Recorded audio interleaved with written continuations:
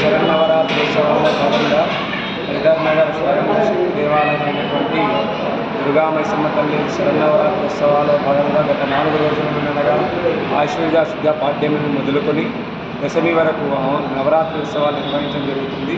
నేడు అమ్మవారు గర్భాలయంలో మధుర మీనాక్షి అవతారంలో మరియు ఉత్సవ మండపం నందు అమ్మవారికి ప్రతిష్ఠించిన విశేష అలంకరణలో నేడు లలితా త్రిపుర సుందరి అవతారంలో రాజశ్యామల వారాహి అవతారం అమ్మవారిని విశేష పూజా అలంకరణ నిర్వహించడం జరిగింది. అనంతరం భక్తులు ఉదయం కుంకుమార్చన సామూహికంగా లలితా పారాయణంతో సామూహిక కుంకుమార్చన నిర్వహిస్తారు.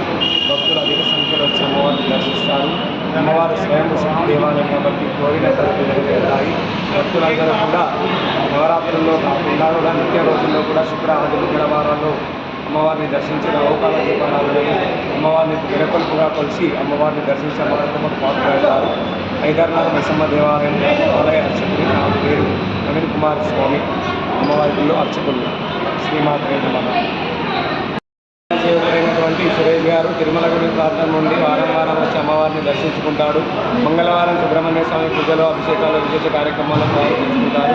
చేస్తున్న వృత్తి వ్యాపారాలుగా ఫిలిం ఇండస్ట్రీలో చేస్తున్న దాంట్లో మూవీ ఇకై వచ్చే సంవత్సరం ఇంకా ఛాయాచిత్ర చిన్న సినిమా కార్యక్రమాల్లో పాల్పంచుకొని అమ్మవారి ఆశీస్సులతో అంతా శుభం చేకూరాలని అమ్మవారి సన్నిధిలో ప్రత్యేక సంకల్ప పూజా కార్యక్రమాలు నిర్వహిస్తున్నారు. సురేష్ గారికి అమ్మవారి ఆశీస్సులు ముందుగాక. శ్రీమాత్రే నమః.